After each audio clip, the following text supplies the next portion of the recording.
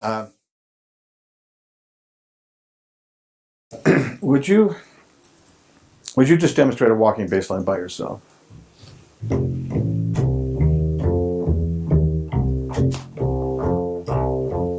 Okay, now what you should be noticing about this is that it's very sustained. The notes are ringing a long time.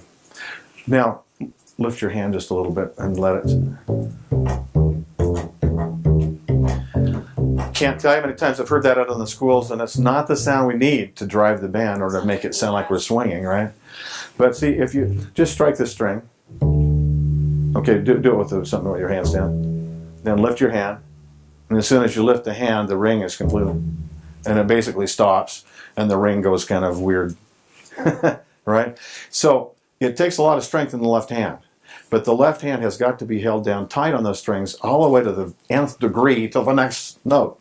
Then you slip to the next note. If that comes off a little early to get to the next note, and then a little early to get there, you're going to have that separated bunk, bunk, bunk, bunk, and it sounds more like we're at the circus than in the jazz band. So show him one more time. He's holding the hand down tight, and the notes are ringing all the way until the next note strikes. In other words, there's really good sustain here. Yeah. Now, there's a couple of other things that help with this. Is this your bass? Yeah. What kind of strings are you using? They're Piaggio, I think. Okay. Probably the most common jazz strings that you run into are the Dr. Tomastic spiral core strings. They got a little more stretch, and they'll ring longer. D'Addario has made these hybrid strings. This is probably what you need in a school situation where the strings will kind of work in orchestra and work in jazz. They're hybrid because they can kind of bridge across. But the strings that you typically use in the orchestra are not the best strings for your jazz bass setup. They're not going to ring the way we need these to ring. Right? Yeah. You want to say anything about that? No, I agree. Okay. And then let's also take, by the way, sometimes on a jazz bass we'll set the action just a little closer too so that you don't have to work quite as hard to do that. But you look like you're up there a ways. Yeah. Yeah. Strong hands. Yeah, it just depends on the player too. I mean, it's guitars as well. Your setup is personal, and some prefer higher action or lower action. So. Yeah.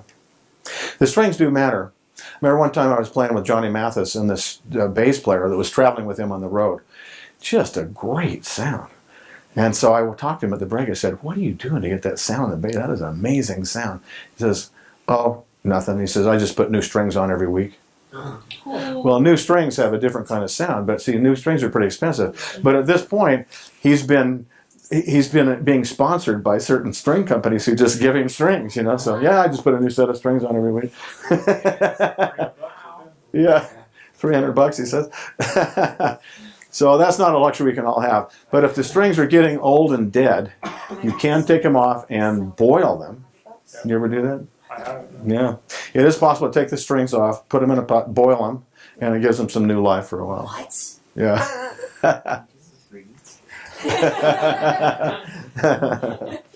Now, how you use the right hand here, this is the hand that he's, and I had to fix this several times last week at this jazz festival. I was adjudicating where he was just going to pluck it. Show us a plucking kind of, not the correct way. Do it kind of a plucky, yeah.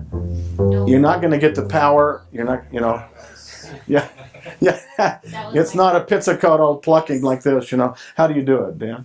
So you use the whole. I use the whole side of my finger, or if not, 2 fingers, both pads. You just want as much flesh as you can get in. You don't want the bony part of your finger. And then he pulls this way, so that the finger comes back and hits the string behind it. Yeah, and kind of like lock in the next one. Yeah. It's kind of easy to do that. These are simple things, but they're not well known out there. And just a little bit of work like this can really make your bass sound a lot better. Now, there's another thing about the bass. We typically run the bass through an amplifier. These are the acoustic bass through an amplifier. In the old days, they didn't do that.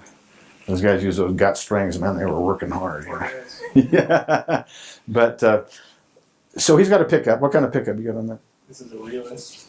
Okay, a realist pickup. These are really great. Yeah. The kind of the old standby was kind of a Fishman, and there's a variety of, in the chapter 15 in the book. There's a lot of ideas about this kind of stuff, gear and equipment. But you do need a good pickup mounted on the base so that you can plug a 1/4-inch cable in and run it back to your amp. Now, how you set the amp up really does matter. And the big problem when you get out in the concert hall, this is what I usually have experienced, both with my group and watching other groups, that the bass will kind of sound woofy. You're missing all the attack on the front of the note, right? So what's the typical answer to that? This is what's usually happened out there. Well, let's see. Let's turn all the bass out and let's turn the treble way up. See if we can get some clarity out of this. Bad idea. Why? Because if you turn the treble way up, all you're going to hear is squeak, squeak, squeak, squeak up and down the strings, and you've emasculated the sound so there's no bass in the sound. You know? This is a bad idea.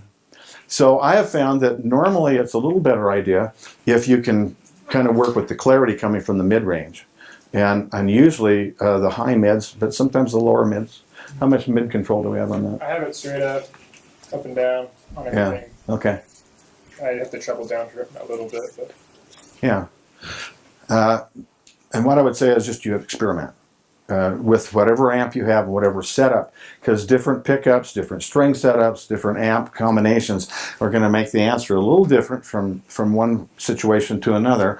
But you want to experiment a little bit with where that clear sound is and how you can get it and still have a nice, good, warm bass sound and not all the squeaky high sounds and stuff. You have any more to say about that? it just depends on the venue as well. If you're playing in a small room like this, Yeah. the bass might be more contained. But if you're in a hall, like at the Dijon, my EQ setup is totally different, even with the same bass, same pickup, everything. Yeah. So, it just depends. Yeah. And by the way, just a word about amplifying in the hall. If you're using a tight mic setup, which most schools probably won't do this, but you got to have good people helping on the sound to do this. But we use a tight mic setup in the Dion Concert Hall, which means that I've got a mic on every individual instrument. And it isn't for hyping the volume; it's for getting clarity and balance. But the problem is that if the bass amp is too loud on the stage, then they can't contain it in the house. And so we often have to say, turn your amp down a little bit on the stage. We'll bring up a little bit more in the monitors, and then we can control it in the house. And it might be true of the guitar as well. So there's a balance, a gain structure balance. You have to kind of work through there a little bit. So it works well too. Now the biggest problem I find when I go out in the schools is that the amp is really hyped up. Turn your amp up a little bit more, quite a bit more, and then maybe you're not really digging in personally that much. I find this a lot, and you're still getting more attack than I'm used to hearing out in the school. You know, this is like, yeah, right. It's hard to do it wrong. Yeah, pull up a little bit more volume on it. Yeah, and see what we're doing here is we're depending on the electricity to do all the work. This is a bad idea.